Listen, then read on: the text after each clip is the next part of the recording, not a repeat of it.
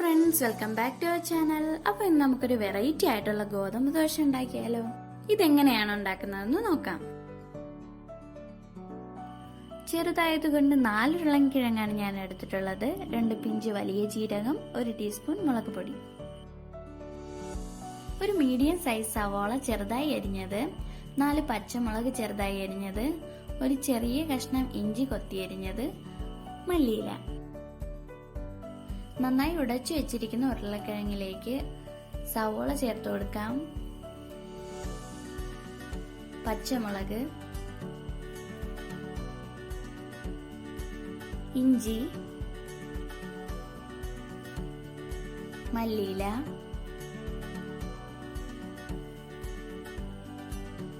വലിയ ജീരകം,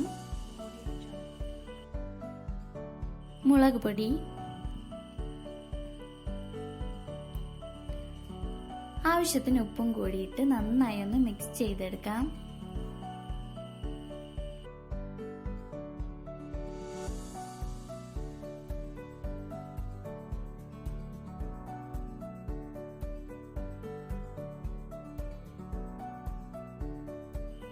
ഇതുപോലെ നന്നായി മിക്സ് ചെയ്തെടുക്കാം.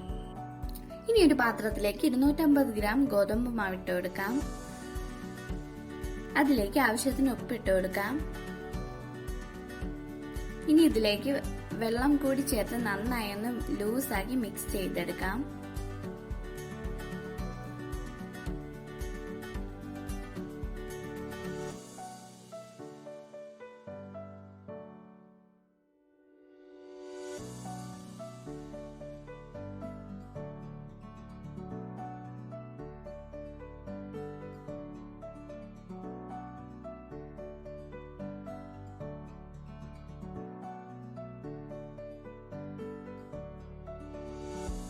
ആവശ്യത്തിന് വെള്ളവും ചേർത്ത് ഇതേപോലെ നന്നായി മിക്സ് ചെയ്തെടുക്കുക.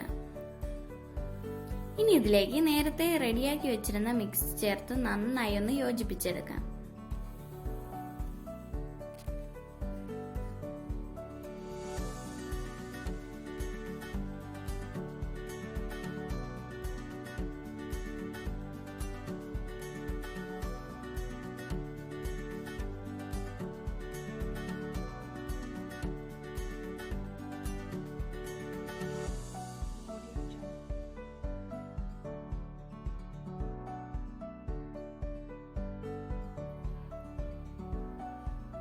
കണ്ടില്ലേ, ഇതേപോലെ നന്നായി മിക്സ് ചെയ്തെടുക്കാം.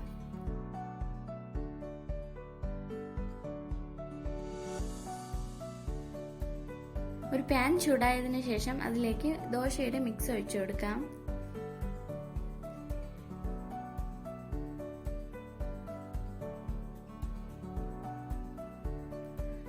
ദോശ നന്നായി ഒന്ന് ചൂടായതിനു ശേഷം 1 ടീസ്പൂൺ ഓയിൽ ഒഴിച്ചു കൊടുക്കാം. ഇനി ഇതൊന്ന് മറിച്ചിട്ട് കൊടുക്കാം.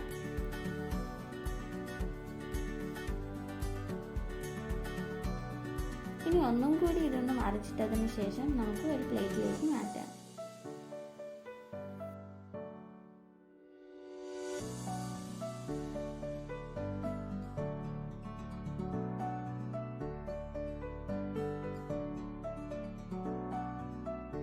നമ്മുടെ വെറൈറ്റി ആയിട്ടുള്ള ഗോതമ്പ് ദോശ ഇവിടെ റെഡി ആയിട്ടുണ്ട്.